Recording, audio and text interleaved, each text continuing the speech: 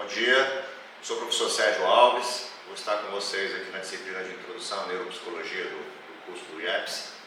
E hoje a gente vai estar justamente mostrando um pouquinho do que é essa neuropsicologia, tá? Então a gente vai estar abordando questões históricas, de onde veio os primeiros estudos sobre o cérebro. Depois a gente vai estar abordando também mais um pouco esse cérebro, até chegar na parte da própria neuropsicologia, e finalizarmos com um pouquinho também da avaliação neuropsicológica, tá bom? Então meu nome é Sérgio Henrique de Souza Alves, como eu falei, tá? Tem meu e-mail para quem quiser depois, se precisar mandar alguma dúvida ou para a gente interagir melhor. E a neuropsicologia, então, é uma área aí que tem uma convergência de várias outras disciplinas, a gente poderia colocar assim, tá?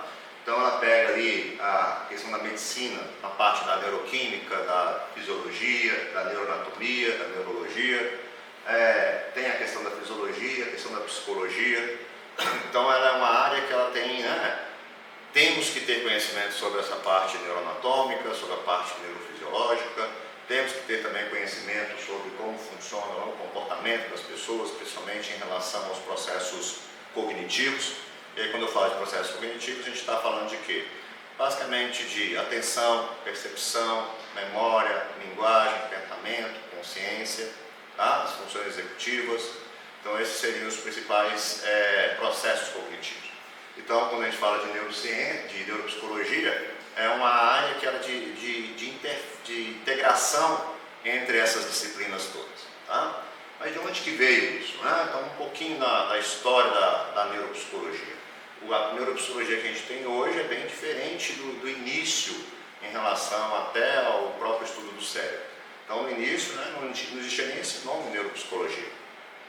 No início também eles não conseguiam nem ver uma questão da relação do cérebro com a parte do comportamento. E aí, depois de algumas observações, de algumas ocorrências, principalmente de pessoas com lesões cerebrais, eles começaram, alguns estudiosos, alguns teóricos começaram a ver que existia esta relação entre mudanças no funcionamento do cérebro com mudanças de comportamento, tá? Mas no início essas mudanças de comportamento eram muito amplas, O próprio nome processos cognitivos é um nome mais recente, A gente poderia colocar da década de 60, 1960 ali, que foi o início mesmo. Agora, memória, atenção, pensamento, já era estudado lá pelos filósofos, Questões aí bastante antigas, só que eles não tinham este nome, processos cognitivos, tá? Então, olha só, então os primeiros registros sugerem um estudo cerebral a partir de crânios trepanados. Então, existia uma cirurgia de trepanação, que eles começaram a observar isso em desenhos e também em crânios que eles achavam, desenho nas cavernas lá, os desenhos rupestres. Eles viam que tinha alguns crânios que tinham um buraco, um buraco às vezes até com uma marca para fazer o buraco. E aí eles justamente, 7.000 a 20.000 anos antes de Cristo. Agora lembrando que nesta época aí a saúde, a doença, ela estaria relacionada com o quê? Você ter bons ou maus espíritos no seu corpo. E aí eles também, quando as pessoas estavam adoecidas, eles achavam que estavam com os maus espíritos e para isso teria que liberar esses maus espíritos. Por isso que faziam esse tipo de cirurgia, o buraco lá no crânio, para os espíritos saírem. Poderia ser o que a gente conhece hoje como esquizofrenia? Poderia. O esquizofrênico não está lá ouvindo vozes, as vozes estão na cabeça dele. Então o que a gente tem que fazer? Um buraco para essas vozes saírem. E aí essa cirurgia de trepanação era realizada tanto em pessoas vivas quanto mortas. Então, depois de morrer, eles ainda assim faziam um buraco no cérebro, no crânio da pessoa, para liberar esses espíritos, tá? Então, tentavam relacionar aí com a questão de saúde e doença, que também teria mudanças de comportamento, tá? Então, essa foi a primeira cirurgia, a primeira psicocirurgia que a gente poderia colocar. Pessoal, é bastante antigo, tá? De 7.000 a 20.000 anos atrás. Então, as primeiras tentativas de estudar essa relação entre o cérebro, cognição e comportamento ocorreram em 3.500 a.C., em relatos acerca do comprometimento de linguagem pós-lesão craniana, né? Os papiros do Edwin Smith. Né? Então você tinha lá ó, comprometimento de linguagem. A linguagem também é um processo cognitivo. Tá? E olha só, 3.500 antes de Cristo. Sabia o que era o cérebro pré-frontal, o occipital, não sabia nada disso. Neurônio, nem neurônio veio ser descoberto aí em 1900. Tá? Então essa questão era bem rudimentar, essas relações que eles faziam. Né? E as discussões ainda giravam em torno do empirismo, né, e do sobrenatural. Né? O sobrenatural, como eu falei, né, dessas questões espirituais, bons e maus espíritos, né? As questões empíricas, né? Eles iam vendo, verificando o que acontecia, né? Quando uma pessoa tinha lá, batia a cabeça, né? E aí ia tentar ver o que poderia ter em relação, né, a uma questão de lesões na cabeça e mudanças de comportamento. Tá? Um pouquinho mais recente nessa história aí, né, nós temos o Franz Gauss. Tá? Pessoal, o Gauss, né, já está aí, ó, examinando a cabeça de criminosos. Né? O Gauss foi responsável pela questão da criação da frenologia, que é justamente os carocinhos na cabeça, ele estaria relacionando com características de personalidade até dessa pessoa. Né? Então ele estudava pessoas criminosas, né, que tinham morrido lá e vendo o cérebro dele, o crânio dele, como é que era, e tentando fazer o quê? Algumas correlações. Então pegava alguns criminosos e viam que eles tinham um carocinho em uma parte da cabeça, né, que era concordante entre eles, e eles todos tinham determinado tipo de comportamento. Então ele achava que esse tipo de elevação no crânio estaria relacionado com aquele tipo de comportamento. Tá? Então o desenvolvimento de uma determinada faculdade exercia pressão sobre a calota craniana, produzindo pequena saliência óssea. Então essa questão da frenologia dele aí, ó, tem aí, ó, se a gente pegar aí os desenhos dele no início, né, tinha numerado ali e colocava vários tipos de ocorrências de mudanças de comportamento em cada uma dessas áreas. Então ele postulou a existência de 27 faculdades afetivas e intelectuais, né, como a benevolência, agressividade, sentido da linguagem, amor parental, olha só, né?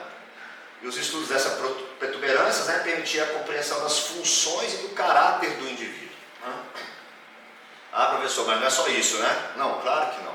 Tá? Mas, de novo, já eram tentativas de relacionar a questão do funcionamento do cérebro, aqui até a questão do tamanho de uma área, né, do cérebro forçando a calota craniana, com determinadas características, sejam elas emocionais, comportamentais ou cognitivas. Tá? Então ele é importante no sentido histórico justamente por isso, por ser, né, um estudioso que tentou ver esse tipo de relação. Então o Gauss, com a sua cranioscopia, né, teve essa importância toda. Né? Então ele foi o primeiro na história da psicologia a fazer essa aproximação empírica, né, das faculdades psicológicas, né, com as questões do funcionamento do cérebro. Né? Ele também tentou fazer a questão da localização dessas estruturas dentro da parte do cérebro. Né? Cria a psicobiologia e a linha junto às ciências naturais.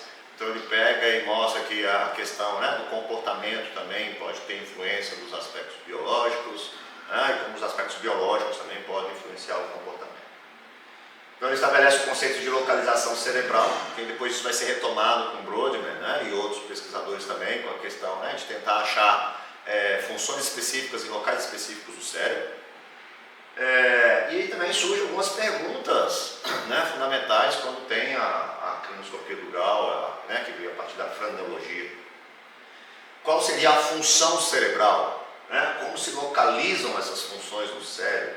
Torna possível também o desenvolvimento científico que é posterior. Então, a partir desse conhecimento dele, dessas descobertas, foi embasando novas pesquisas futuras de outras áreas, né? A questão da própria medicina, como a gente comentou no início, que tem uma proximidade com a neuropsicologia, e isso foi reverberando também em outras áreas, que a gente vai ver que a neuropsicologia ela não fica restrita somente à parte, né, da psicologia, do desenvolvimento, ela pode ter participações na parte forense, na parte do marketing, entre outros. E aí no século XIX, né, é marcado por uma cultura mais voltada à biologia, né, devido aos estudos do Charles Darwin, né, que dá suporte justamente à ideia de que diferentes funções mentais estavam alojadas, né, nas diversas porções do córtex. Tá? Então, né, depois da parte do Gall, nós temos aí no século XIX, né, já tem uma influência maior da parte biológica, principalmente motivado pelas descobertas e teorias do Darwin, né, e tem a ideia de que diferentes funções mentais estariam alojadas nas diversas porções do córtex. Então, o Darwin já, né, tentou já dar uma contribuição no sentido aí de mostrar como que a biologia poderia contribuir para esse conhecimento também sobre o corpo, sobre o comportamento, sobre o cérebro. Já em 1855, né, com o Paniza, né, ele pegou e viu uma relação da cegueira com o lobo occipital. Só a cegueira, a gente pode ter uma cegueira do próprio globo ocular, o globo ocular não funciona, mas o cérebro que faz a interpretação daqueles estímulos que chegam, né, das imagens que chegam, está funcionando. Ou os olhos funcionam e o cérebro não funciona. E aí o Paniza é importante justamente por colocar, né, qual a parte do cérebro que estaria relacionada com isso. Então ele observou que o lobo occipital, né, a parte de trás aqui do nosso cérebro, estaria muito relacionado com a questão da visão. Tá? Então ele observou pessoas que tinham lesões no lobo occipital e que depois tinham prejuízos de visão ou de características de visão. Tá? No caso dele aqui, ele viu que a pessoa realmente ficou totalmente cega, mas poderia ter também, depois a gente sabe de outros tipos de áreas da visão que pode ter déficits espaciais. Eu posso bater a cabeça e perder só a visão de cores. Posso bater a cabeça e perder só a visão de movimento. Né? Eu posso ter um tumor, um AVC, um AVE, qualquer outro tipo de lesão no meu lobo occipital e perder só a questão das formas dos objetos. Tá? Então isso veio muito depois. No início aqui com ele viu só essa relação entre o lobo occipital com a visão. Já aí o mais recente, aí, né, 1848, a gente tem o caso icônico, aí, clássico do Phineas Cage, né, que o Dr. Harlow, né, socorreu o Cage e começou a ver depois, né, acompanhando ele, uma série de mudanças comportamentais, né, justamente por conta do acidente com o Phineas Cage ter atingido o pré-frontal. Tá? Então olha só, né, o relato lá do médico, a explosão é tão forte que toda a brigada está petrificada, né, os socorristas no caso lá. Não é porém de fogos de artifício que se trata, é antes um ataque feroz, né, o ferro entra pela face esquerda de Cage, trespassa a base do crânio, atravessa a parte anterior do cérebro e sai, né, em alta velocidade pelo topo da cabeça, né, cai a mais de 30 metros de distância, né, envolto em sangue, né, e cérebro. Isso é o relato do Dr. Harlow, né, que está lá no livro Erro de Descartes do Antônio Damasio, que é um importante neurocientista. Né? E aí depois eles começaram a acompanhar e ver, né, o que aconteceu com o próprio Phineas Cage. Né?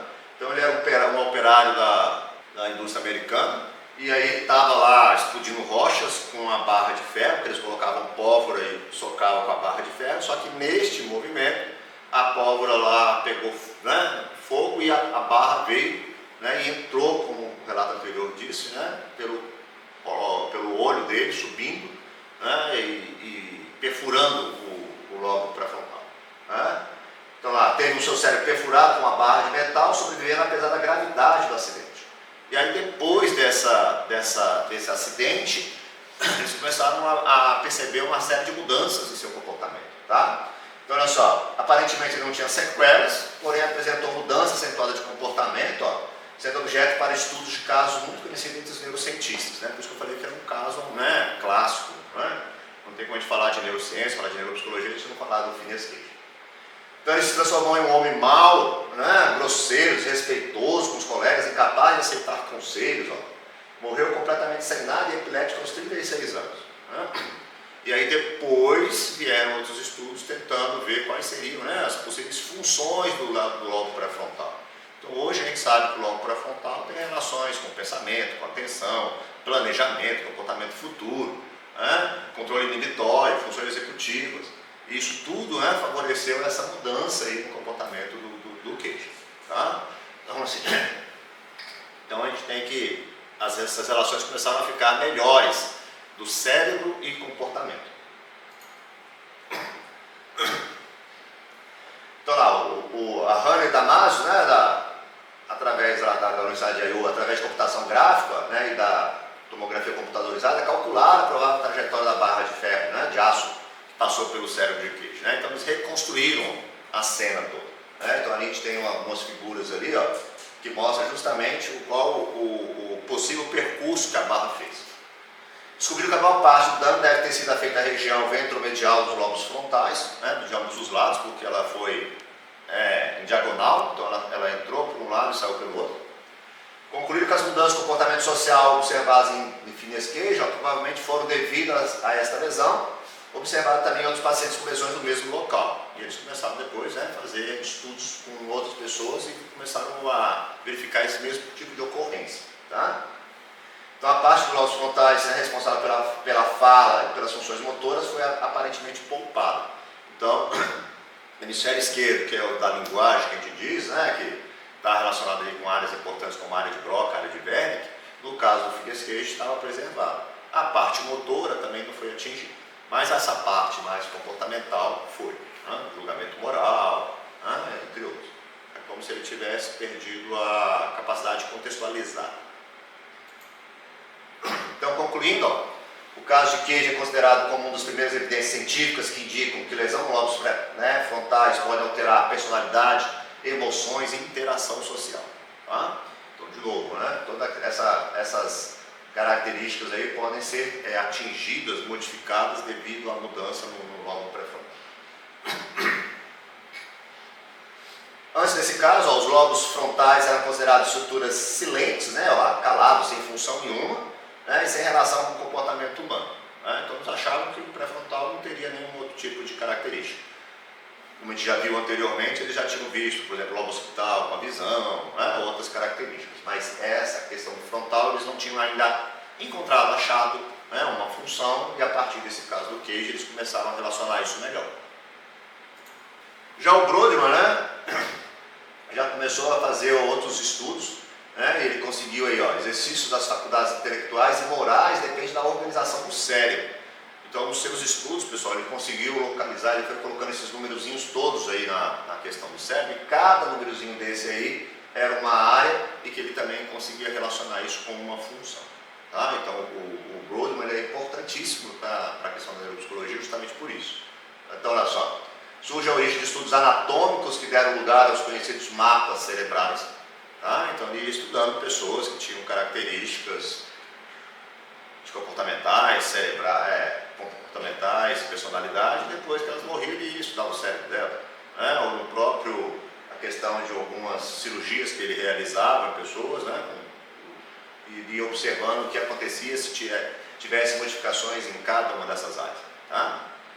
E até estudos com animais também, né, eram feitos nessa época, né, na questão da ablação, ia retirando partes do cérebro e vendo qual que era o prejuízo que isso trazia para o animal. Em oposição aos localizacionistas, ó, né, então essa teoria defende que as funções mentais não dependem de áreas particulares do córtex, né, funcionando como um todo de modo orquestrado e integrado. Tá? Então, não era só a questão de ter locais para funções específicas, mas que esses locais se comunicavam com outros e eram todos interdependentes. Né? Então a escola moderna da neuropsicologia é baseada no processamento de informações, né, antecipa a noção de que outras partes do cérebro podem assumir funções de tecido neuronal lesionado, né? A questão da plasticidade neuronal. Tá? Então a plasticidade é a capacidade do nosso cérebro de tentar o quê? Diminuir danos físicos numa área justamente pela questão de encontrar novos caminhos, novas rotas. Então a gente diz que o nosso cérebro ele é plástico no sentido de ser maleável, de poder ser modificado. Tá? Então a gente vai comentar um pouquinho mais para frente depois a parte da plasticidade e da neuroplasticidade. Então admite-se que cada parte do córtex cerebral tem uma função diferente, mas de novo essas funções são complementares, né? Não seriam estanques. A neurociência experimental que conhecemos hoje, né? Estudos a partir das lesões cerebrais em animais de laboratório e observações de suas consequências, como eu falei de ablação. Né? Chegava lá e retirava a amígdala do macaco. O macaco ficava sem medo da cobra, né? O macaco tem medo inato de cobra. Aí então, opa, a amígdala pode estar relacionada com a questão de medo está relacionado com ansiedade, né? Isso é um sistema de defesa do organismo, né? Então esse macaquinho sem a amígdala cerebral, na floresta ele ia morrer ao primeiro contato com cobra. Por quê? Porque ele não ia entender que aquela cobra era um predador que representa perigo. Tá? E aí eles iam fazendo em várias áreas do cérebro e conhecendo melhor o cérebro. Tá? As ablações, retiradas de parte. E aí eu comentei com vocês a área da linguagem, né? Então o Paul Broca e o Carl Wernicke, né? Eles acabaram estudando lá o cérebro e encontraram regiões que eram mais específicas do que a gente conhece hoje como sendo áreas mais direcionadas para a linguagem.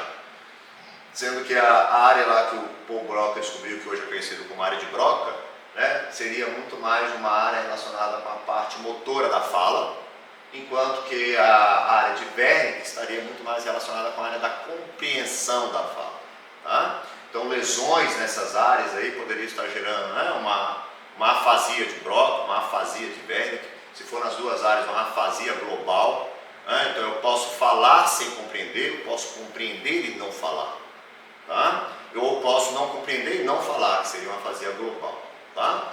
Então você tem aí áreas importantes hoje quando a gente vai ter estudos, né, em relação a como ocorre, por exemplo, num TEA. Né? Você pode ter lá uma questão dele ser não verbal, mas será que ele é não verbal por conta de um problema na área de Broca? Mas ele pode também ter uma compreensão. Se a gente for estudar, por exemplo, esquizofrênicos, né? Esquizofrênicos terá também que a elevação da dopamina que ocorre no cérebro deles também pode interferir no funcionamento da parte da área de Broca e área de Wernicke. Né? Você tem alguns esquizofrênicos que têm um famoso discurso descarrilhado. Você pergunta uma coisa, ele responde outra.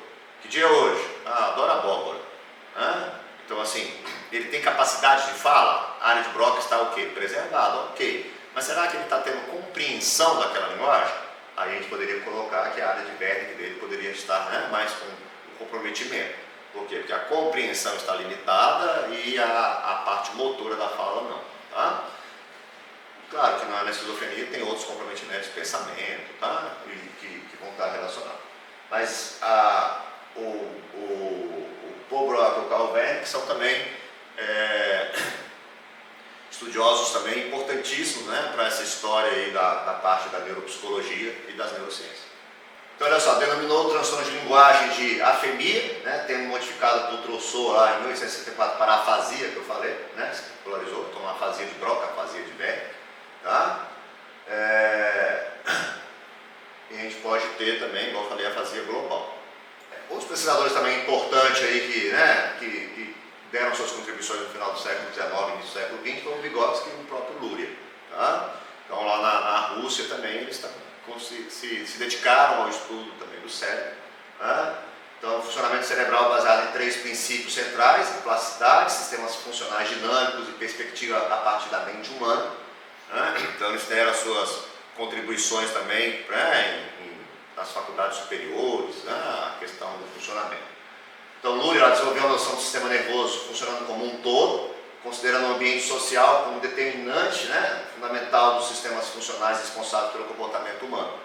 Então aquela noção que eu falei da psicobiologia, da parte do biológico influenciando o psicológico, agora também tem a volta, né? O psicológico influenciando o ambiente, o social influenciando também o funcionamento cerebral. Tá? Então a própria tradição russa, né, muito mais voltado para o social, então esses autores todos, né, eles têm uma importância maior aí nessa questão de aprofundar mais como que os efeitos, as implicações culturais, sociais, impactam também no funcionamento biológico, orgânico e também do próprio cérebro. Tá? Eles também tiveram estudos de linguagem. Um aluno de Luria. Isso, e nós temos no nosso corpo docente aqui na coordenação do curso, o professor Júlio, né, que foi um aluno de Luria, que quando ele estiver ministrando aula para vocês também, vocês podem, né, explorar mais essa relação dele, esse conhecimento que ele teve com Luria, que ele tem muitas histórias de conhecimento para passar desse contato que ele teve com Luria. Então as funções não podem ser localizadas, senão o quê? Dinamicamente. Tá? Então essa questão aí de novo, né? Quando uns falam que tem locais específicos para funções específicas, outros dizem que está de tudo em movimento. Né? A própria psicologia cognitiva tem um conceito de funcionamento, processamento que a gente tinha comentado, processamento em paralelo, que são várias áreas funcionando ao mesmo tempo. Né? E a gente pode até discutir se é ao mesmo tempo ou não, se é milissegundos entre um e outro. Né? Destacou também 3 principais unidades funcionais para o cérebro, cuja participação é necessária para qualquer tipo de atividade mental. Né? Então eles tiveram essa contribuição aí. Ó. Tônus cortical, né? O processamento e armazenamento de informações que chegam ao mundo exterior em sua programação, e a regulação e verificação de atividade mental. Tá? Só o tônus cortical é o que? Eu tenho que ter um mínimo de funcionamento do cérebro para ele conseguir exercer algumas funções. Tá?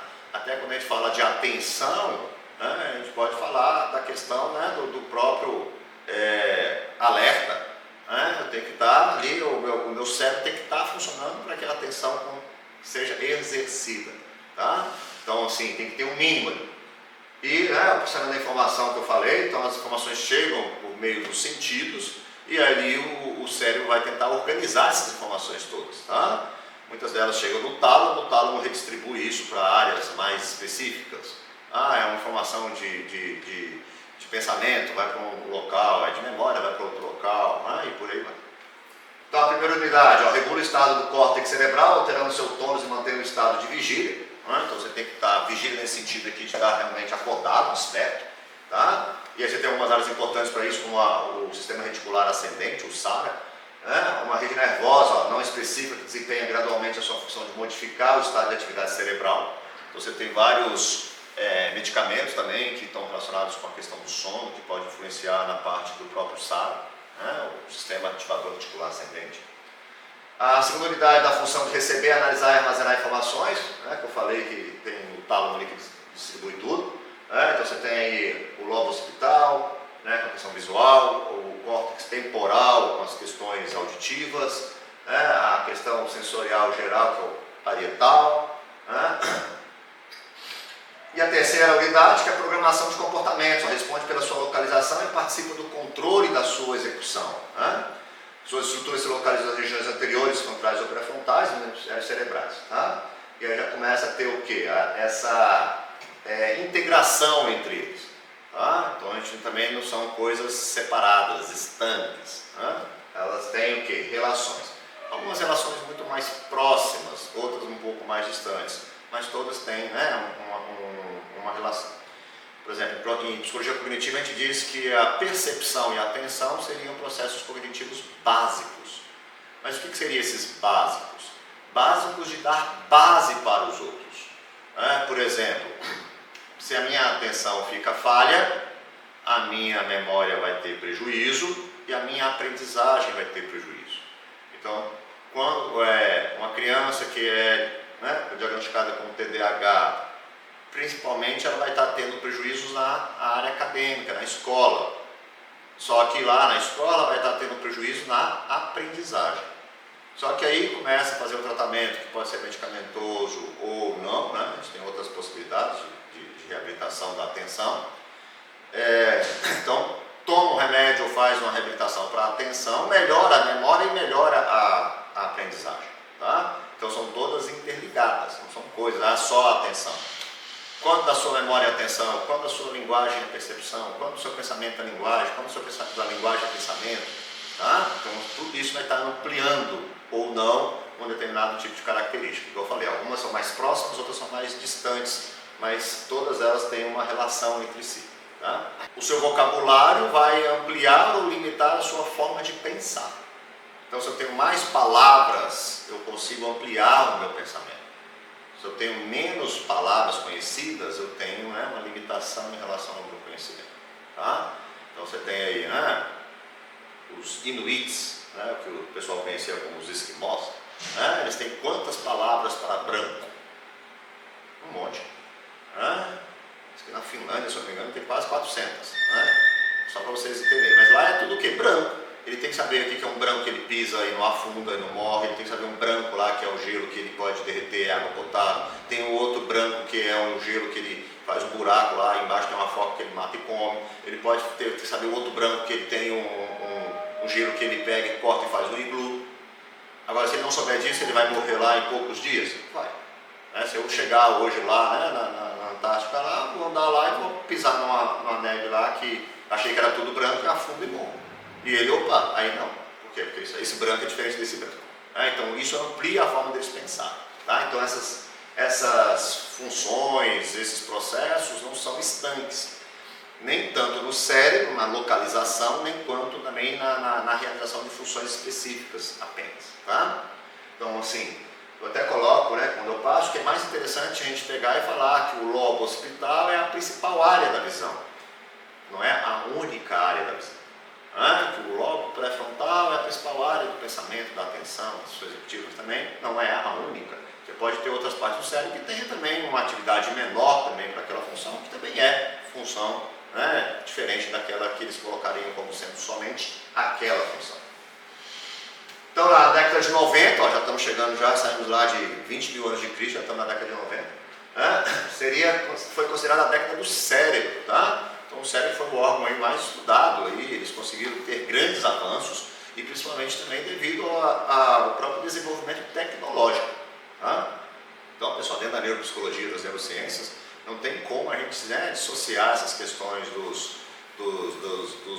das tecnologias, dos instrumentos que surgiram, das metodologias, em relação ao avanço que ela tem, né, no conhecimento do próprio cérebro.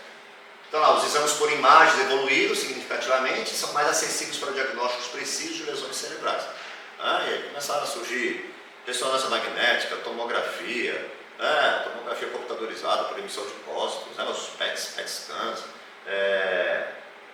estimulação eletromagnética, uma série de outros. Lá no início a gente tinha basicamente o quê? O EEG, né? A eletroencefalografia, que pegava os potenciais de ação das células do cérebro e fazia o quê? Correlações. Se está alterado demais esse traçado é dessa região, então pode ser que essa região estaria mais relacionada com esse tipo de comportamento que a pessoa tinha. Então, lá, diversos centros de pesquisa, né, hoje mais especializados, desenvolveram trabalho sobre envelhecimento normal e patológico. Então, hoje, eu costumo dizer que antigamente a questão da neuropsicologia era muito mais voltada até para uma questão das crianças, principalmente devido a essas questões de aprendizagem. Hoje, com a questão do envelhecimento, a gente tem também um aumento das demências e principalmente do mal de Alzheimer. Então, hoje você tem também aí, os idosos sendo um grupo que necessita muito de avaliações neuropsicológicas. Então, já tinha a questão das crianças e temos também a questão, né, dos idosos. Temos também a questão dos acidentes, que podem provocar o quê? Lesões no cérebro. Então, as lesões antigamente eram muito mais, a gente poderia colocar, limitadas em relação às suas ocorrências. A pessoa foi pular da cachoeira, bateu a cabeça na piscina, um acidente de carro. Hoje, se a gente for pegar os principais, por lá no hospital aqui em Brasília, o Sara Kubitschek, que tem ali uma áreas específicas, para trabalhar somente com essa questão da parte do cérebro e tudo mais, com lesões cerebrais. Se você for pegar ali, você vai ter, por exemplo, em crianças e bebês, um contingente considerado de crianças que tiveram paralisia cerebral por conta de problemas durante o parto, hipóxia. Você vai ter também em adultos, principalmente adultos jovens, um número muito grande de motociclistas. Então, moto, hoje a quantidade de motos está aumentando porque a gasolina está cara, a moto é mais barata, é mais econômica, as pessoas têm que se locomover, às vezes até trabalhar. E aí você tem um motociclista que bate, é derrubado da moto, bate a moto e bate a cabeça. Então você tem muitos lá nos hospitais hoje, com a questão de lesões cerebrais também devido a isso. Tá? E a questão do envelhecimento que a gente falou. Distúrbios cognitivos nas epilepsias, alterações de raciocínio nos pacientes psiquiátricos, como eu falei da questão da esquizofrenia, o pensamento alterado. Distúrbio de aprendizagem, principalmente em crianças. Distúrbios da fala, e de outras funções cognitivas relacionadas a diferentes patologias do sistema nervoso central. Tá? E aí a questão da fala, tem o TEA, tem uma série de outros também que podem ter interferência. Estudos com a questão da parte de síndrome de Down também, ver como é que é o funcionamento do cérebro dele. Tá? Então você tem hoje uma série de possibilidades que a neuropsicologia pode se encaixar. Então hoje sabe-se que temos a área motora do cérebro, né? O frontal, a área do comportamento da emoção, ali o hemisfério esquerdo, ali temos a área da fala, né? Temos a área do paladar, a área sensorial, a área da linguagem, a área da audição, processamento da informação, da visão, do equilíbrio, né? Do cerebelo. Então, hoje a gente tem um conhecimento já bastante amplo de como essas áreas funcionam, como que o nosso cérebro funciona. Então, se a gente tem hoje, por exemplo, determinados tipos de prejuízos, pode fazer um exame para verificar se aquela área realmente está tendo, né, um funcionamento diferenciado e, dependendo da situação, tentar favorecer, né, uma melhora dessa área. Como?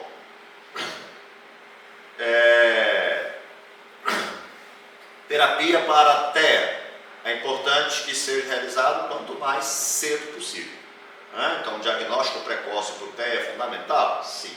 Justamente para tentar favorecer o mecanismo de neuroplasticidade. A neuroplasticidade é aquilo que eu comentei um pouco antes aqui, que o nosso cérebro tem a capacidade de tentar, né, encontrar novos caminhos. E ao tentar encontrar novos caminhos, ele pode estar tentando diminuir o quê? Déficits. Déficit cognitivo, déficit motor, comportamental. E numa criança com TEA isso é fundamental. Então, assim, o mecanismo de neuroplasticidade ele ocorre em qualquer momento da nossa vida, até no nosso último dia de vida. Porém, ele é muito menos intenso com o passar da idade. Então, nas crianças, nos bebês, nos adolescentes, a chance dele acontecer e ter um resultado melhor é maior.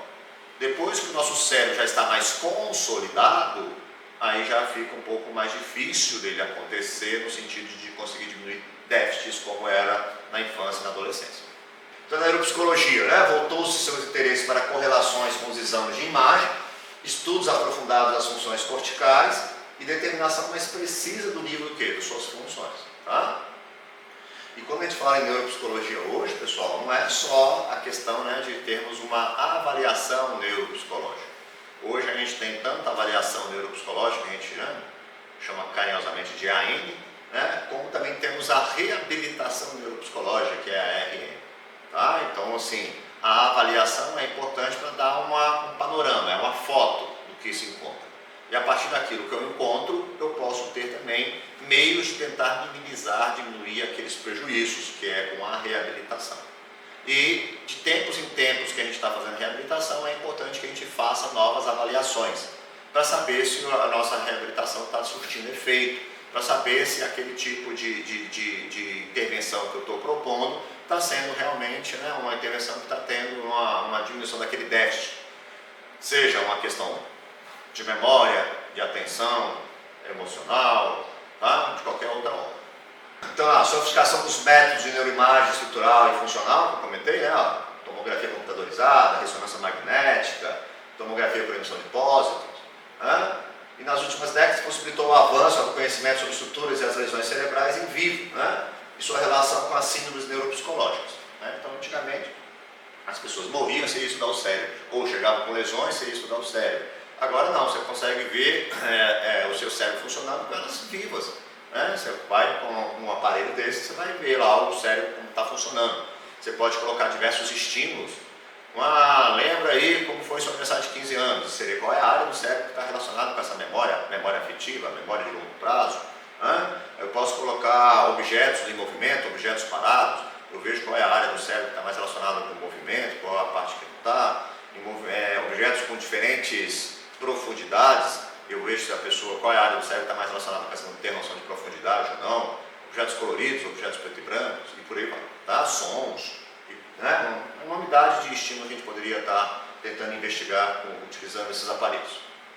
Contudo, os exames de neuroimagem não fornecem as dimensões do comportamento.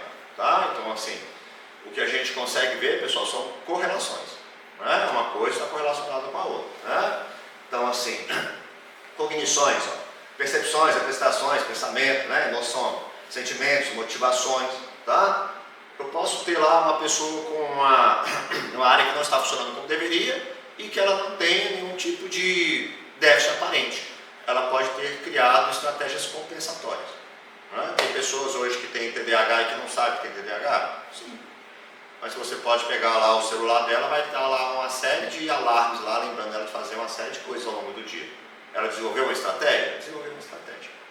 Então, assim, você pode ter tanto uma questão de áreas com déficit de funcionamento favorecendo realmente um transtorno, como áreas que estão com baixo funcionamento que não tem necessariamente, né, uma relação direta com o transtorno.